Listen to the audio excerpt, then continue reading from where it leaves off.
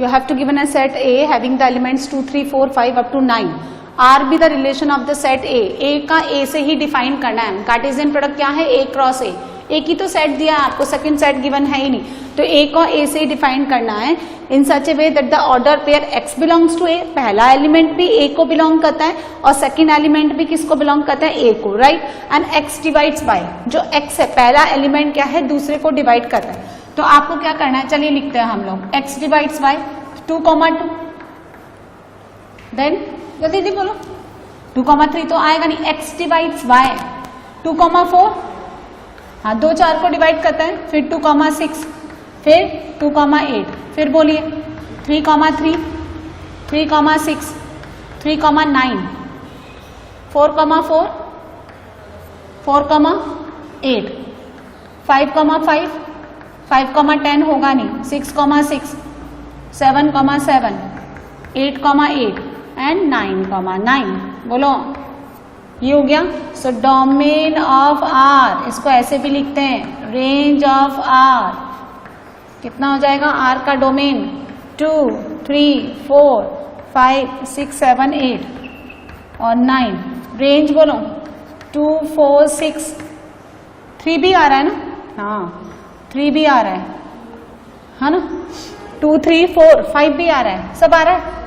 हाँ, 6, 7, 8 एंड 9. ये रेंज हो गई. ठीक है. नेक्स्ट अब हम पढ़ेंगे. समझ आया रिलेशन क्या है? Next, types of relations. Types of relations.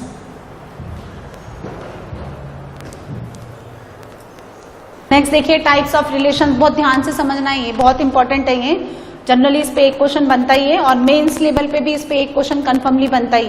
जैसे हम लोग टाइप्स ऑफ सेट्स पढ़ते हैं वैसे ही हम टाइप्स ऑफ रिलेशन पढ़ेंगे. तो फर्स्ट क्या है? Empty.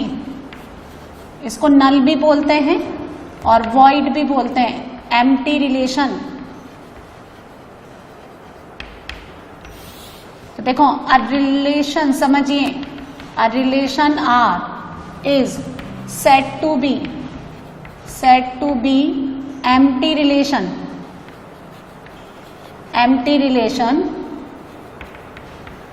in set A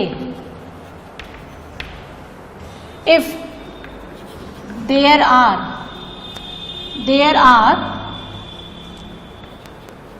no element. मतलब क्या है? जैसे नल सेट है तो कोई सोल्यूशन ही नहीं आ रहा किसी इक्वेशन का, तो हम क्या बोलेंगे कि नल सेट है. उसी तरह से relation R is said to be empty relation in set A if there are no element. मतलब कोई ऐसा एलिमेंट है ही नहीं जो ए का ए से कनेक्ट हो जाए. मतलब मुझे क्या करना है?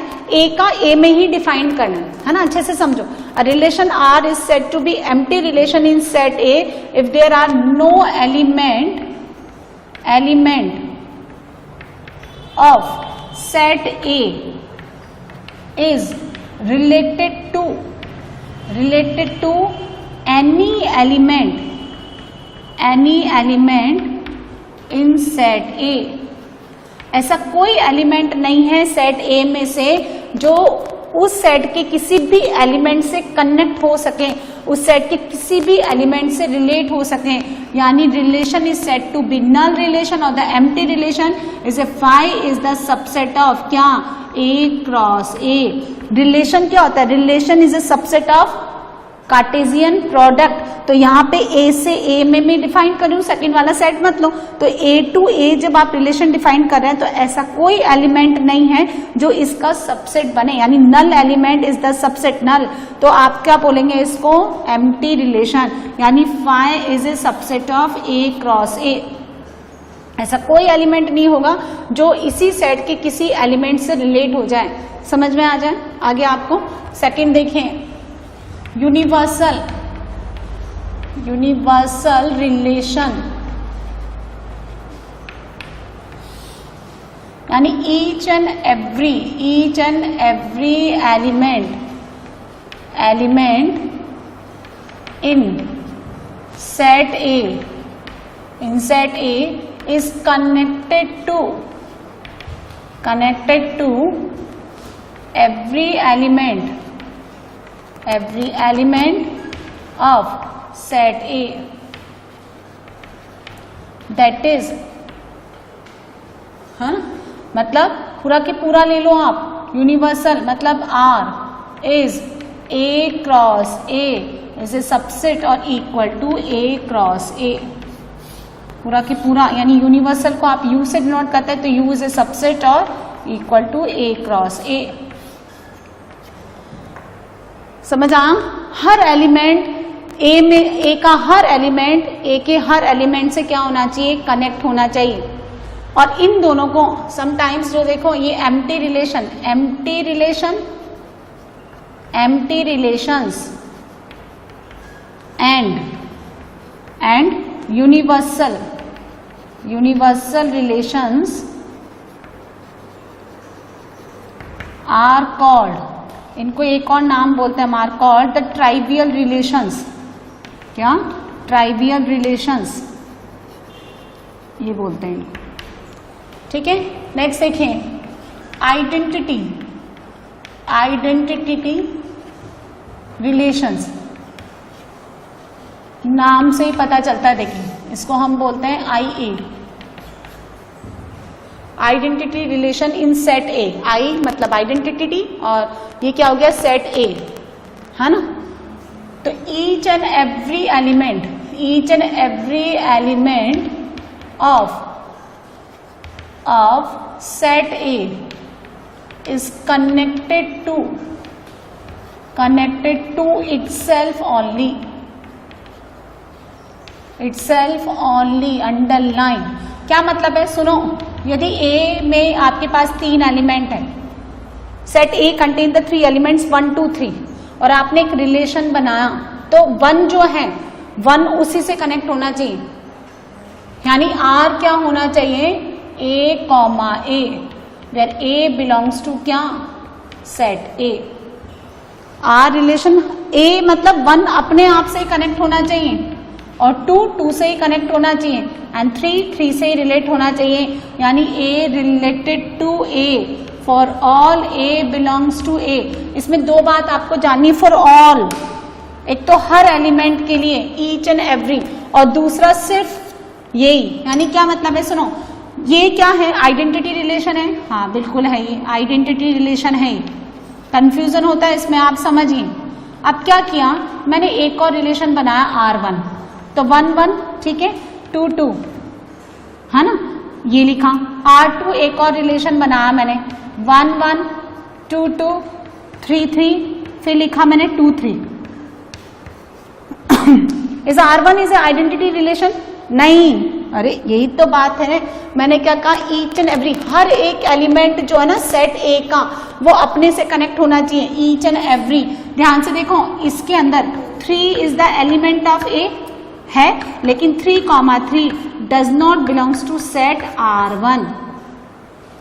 3 is the element of a, लेकिन 3,3 तो R1 को बिलोंग नहीं करता, इसलिए आइडेंटिटी रिलेशन नहीं है। अच्छा, इसमें देखिए 1,1 2,2 3,3, बट ओनली 2,3 क्यों आया, 2,3 बिलोंग करता है R2 को, जबकि 1 2 3 is the elements of set ए, तो सिर्फ यही एलिमेंट अपने आप से कनेक्ट होना चाहिए। A, लिखा ना, बट इन दिस केस ए तो ए के इक्वल नहीं है, 2 इज नॉट इक्वल टू 3। आप समझे? तो आइडेंटिटी रिलेशन में हर एक एलिमेंट कनेक्ट होना चाहिए और सिर्फ अपने आप से ही कनेक्ट होना चाहिए, है ना।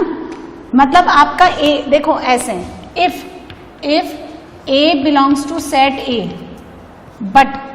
But A comma A does not belongs to R, तो आइडेंटिटी नहीं है, नॉट आइडेंटिटी।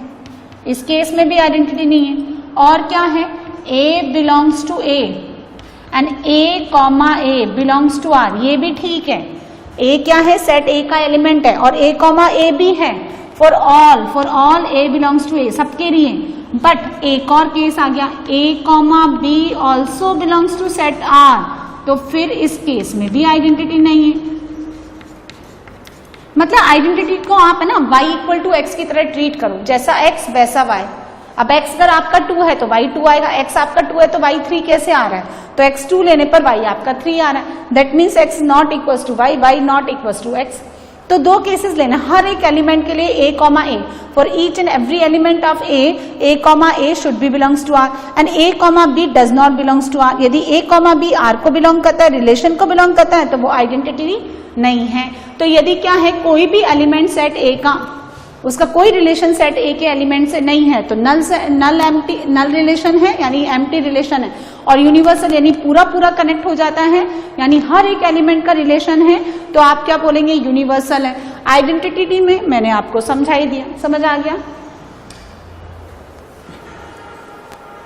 सो देखिए, first one is empty relation, second universal, third identity, fourth देखिए आप रिफ्लेक्सिव रिलेशन। लिखें, a relation R is said to be reflexive if reflexive in set A if every element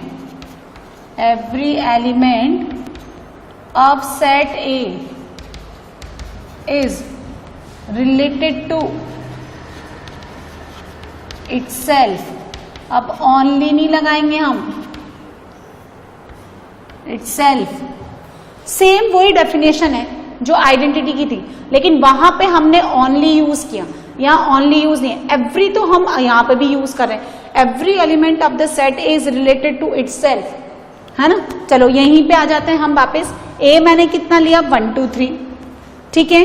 तो इसका मतलब क्या, ये कैसे होगा, देखो ये reflexive relation R is equal to A comma A, यानी A related to A for all A belongs to set A,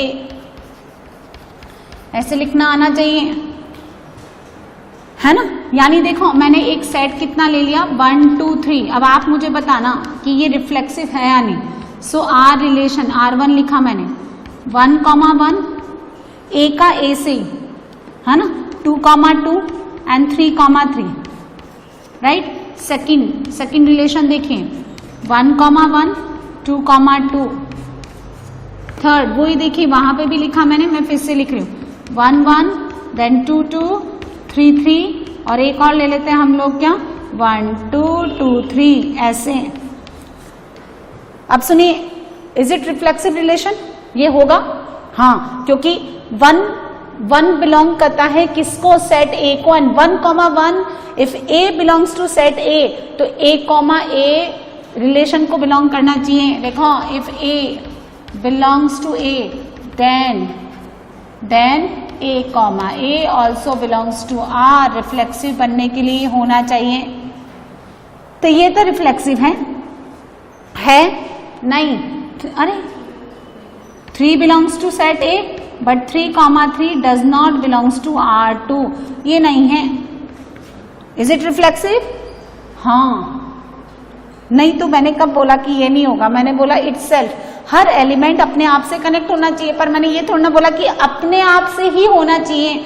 this is the difference between the identity and reflexive, ये दोनों में डिफरेंस है। वहां तो अपने आप से कनेक्ट होगा, A is always connected to A itself only, but in this case वो अपने से कनेक्ट होने के अलावा किसी और से हो सकता है। तो यहाँ देखिए, ये जो है इसका काम तो हो रहा है, यानी A belongs to A and A comma A also belongs to R3, तो ये रिफ्लेक्सिव है। इसका मतलब आपको क्या समझ में आई बात, कि the relation which is identity is reflexive.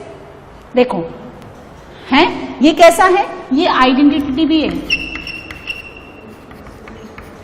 ये है ना, और रिफ्लेक्सिव भी है। तो द रिलेशन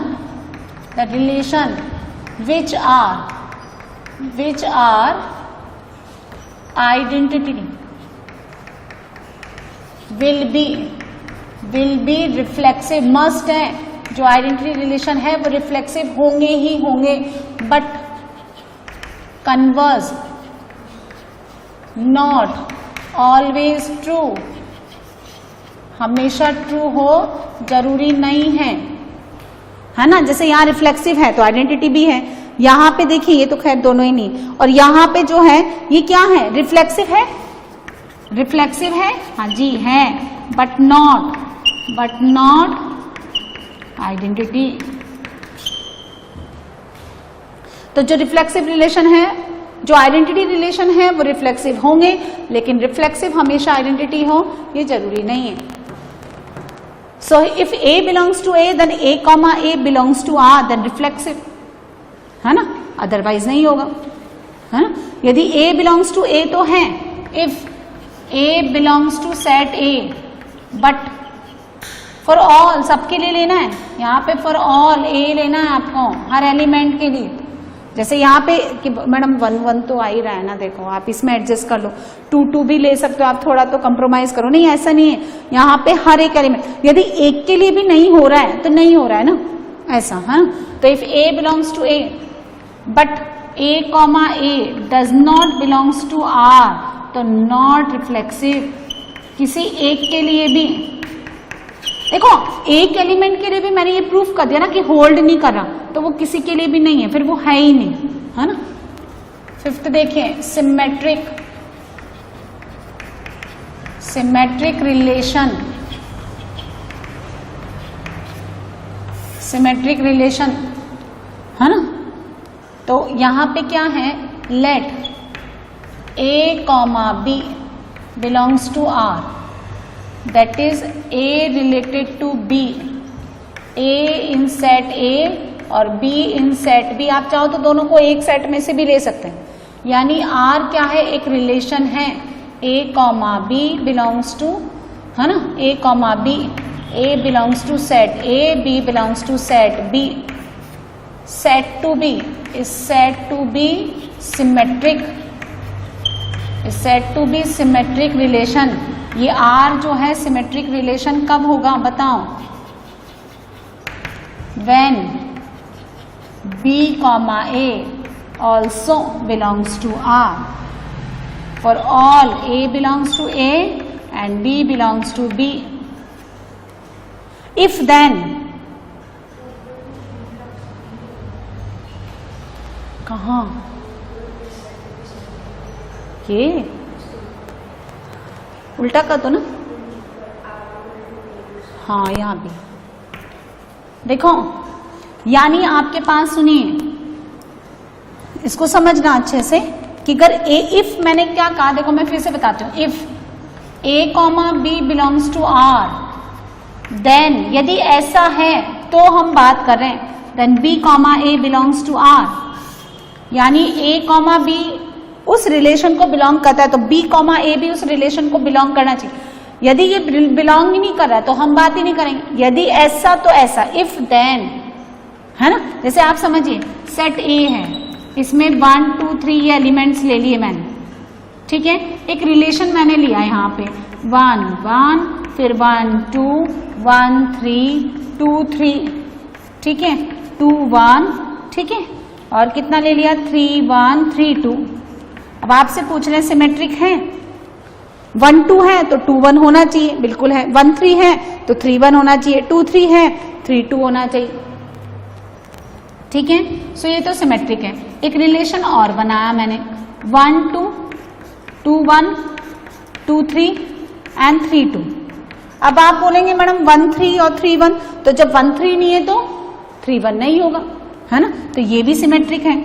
यदि ऐसा है तो ऐसा होना चाहिए, ऐसा नहीं है तो नहीं होगा, क्लियर है। तो symmetric if A comma B belongs to R then B comma A also belongs to R, तो वो सिमेट्रिक है। अदरवाइज A कॉमा, देखो if A comma B, A comma B तो R को बिलोंग करता है, but B comma A does not belongs to R, है ना, तो क्या बोलेंगे हम, नॉट सिमेट्रिक। आई बात समझ में, फिर सिमेट्रिक रिलेशन नहीं है।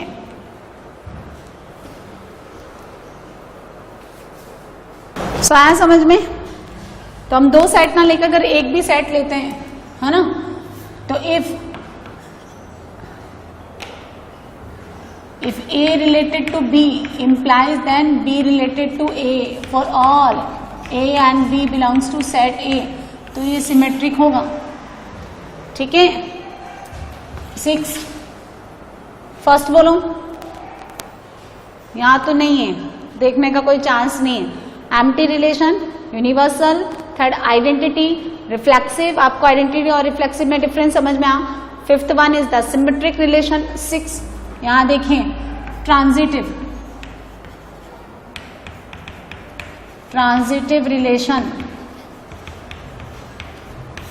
सुनिए, if A related to B, A related to B, that is A comma B belongs to R, and B related to C, that is B comma C also belongs to R.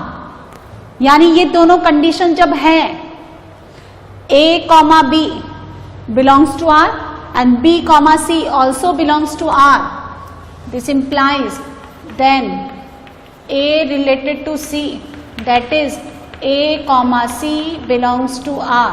यदि ये दोनों होता है A comma B belongs to R, B comma C also belongs to R, then A comma C also belongs to R, तो हम बोलेंगे then R is transitive relation